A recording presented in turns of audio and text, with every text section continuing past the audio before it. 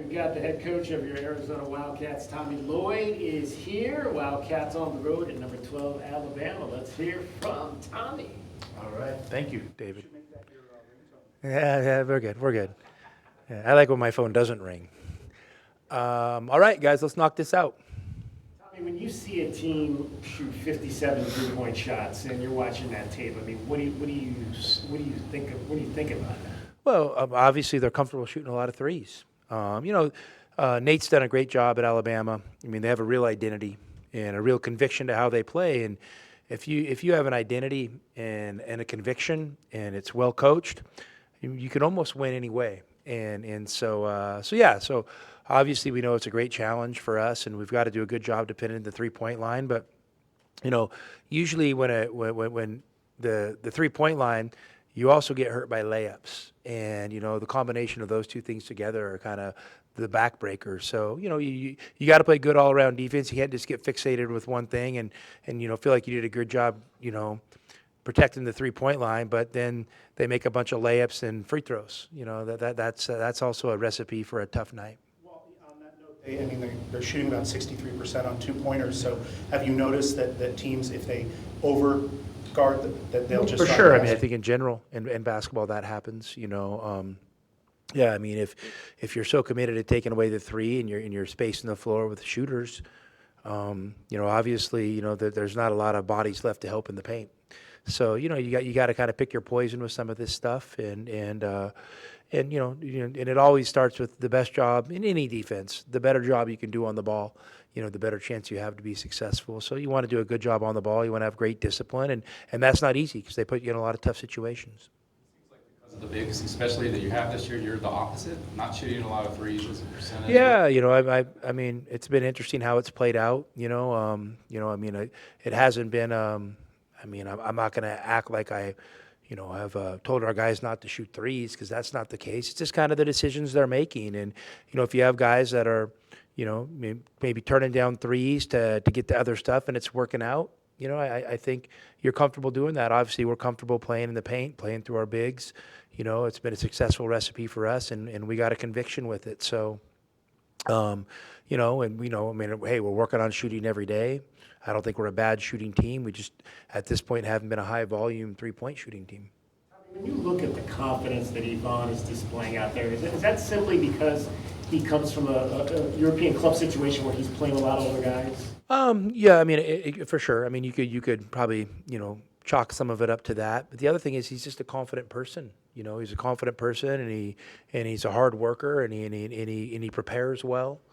I think, his confidence is probably something he's carried with him his entire basketball career. And so, there's not too many stages where I think he feels overwhelmed, and he's not surprised by too many things. So obviously, we're very happy with where he's at, and I'm excited to see him continue to take the next steps.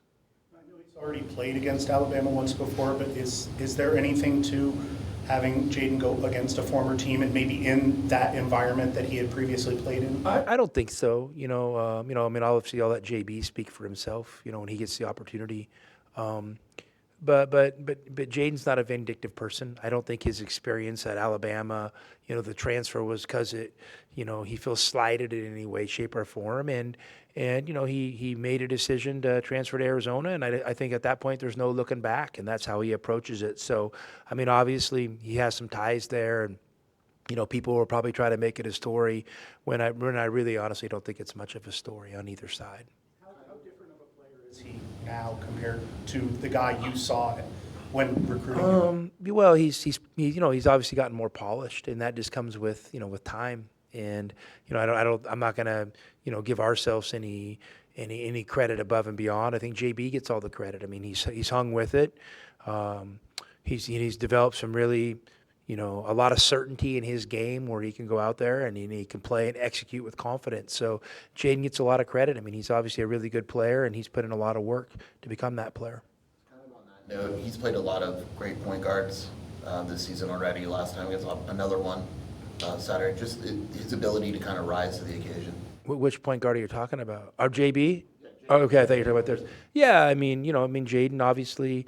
I don't think I don't think his pulse changes You know, when it's a perceived big time matchup or anything like that, I think he just goes out and plays, and you know, he kind of has that ice in his veins type approach. And you know, I mean, I don't know if it's going to work every day, but obviously it's been really successful so far this season, and I don't want to put the pressure on Jaden to save the day for us every game. You know, I don't think that's fair to any player. So.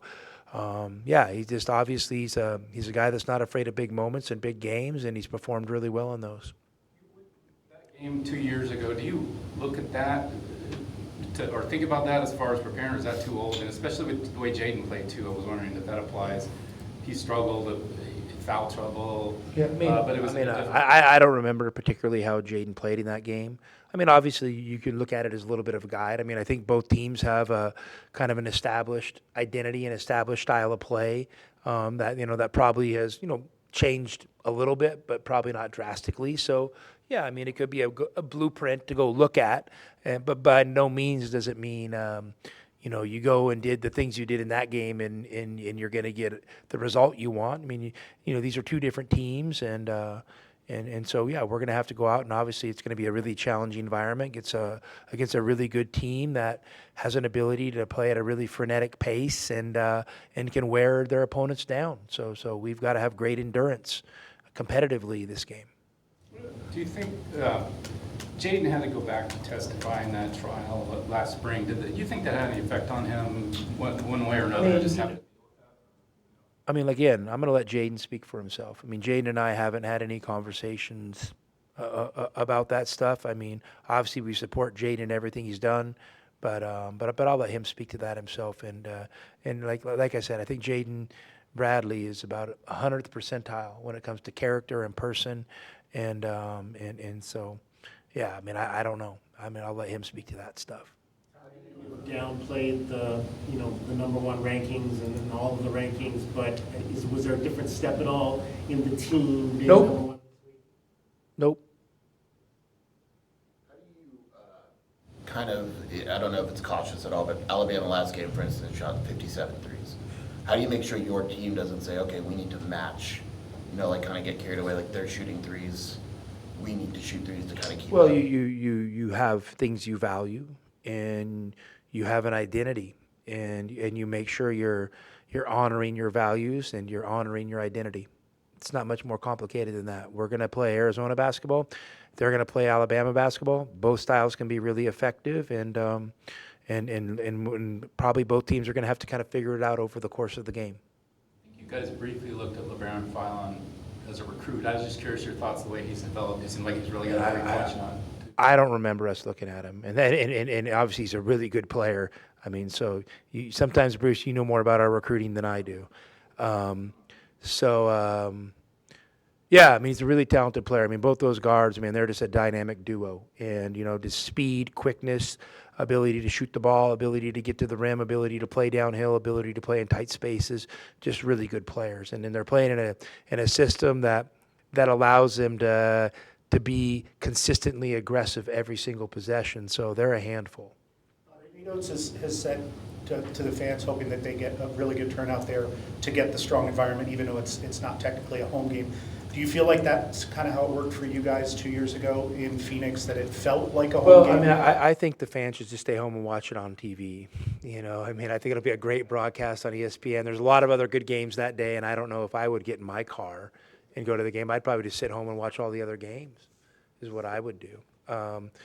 Yeah, I mean, obviously, last time we played them, I mean, the thing I remember about Phoenix was a late tip, and we had a fun crowd. I mean, I think our fans had some fun before they entered the arena, and I think that carried over to the course of an exciting game, which is awesome. And and I expect, I mean, the atmosphere is going to be great in Birmingham, and we love playing in those types of venues, and we're excited for the challenge. Would you consider this like a road game because of how? I mean, the for sure, it's process- more of a road game than a home game.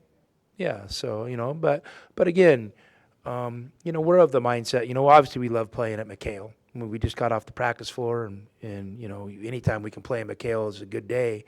But we also understand in the bigger picture, we've got to be able to do good work away from home. So we're going to approach that as such. Out of the early foul trouble in the last game, picked up a few late, but what did you just like about the way he defended? About who? Braden. Yeah, I mean, I think, like I said, I think Braden is really trending in the right direction, and obviously we know how good of a player he is, and I think his practice habits are picking up. I think his comfort in these games is picking up, and I'm excited to see, in 2 weeks what Braden Burries looks like, because I think he's in a sweet spot right now where if he goes for it, there's real growth opportunities, right in front of him. I know you said you're kind of been a student of Arizona basketball history. People have told you things and all that. Has anybody mentioned the '97 Birmingham? They went through Birmingham to get to the Final Four. No. Same arena. Just you. Anything I need to know? No, I just wondering if you heard. Now they beat Kansas there. Kansas was It's kind of a big one at deal. that time.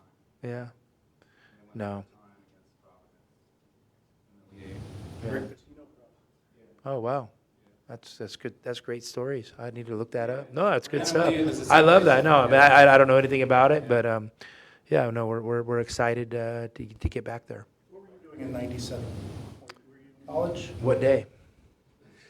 Late March, early April, still at during the Whitman, right? tournament? Yeah, I was You probably were at still at Whitman? Whitman College. Yeah, still at Whitman College. Were you watching basketball like that tournament?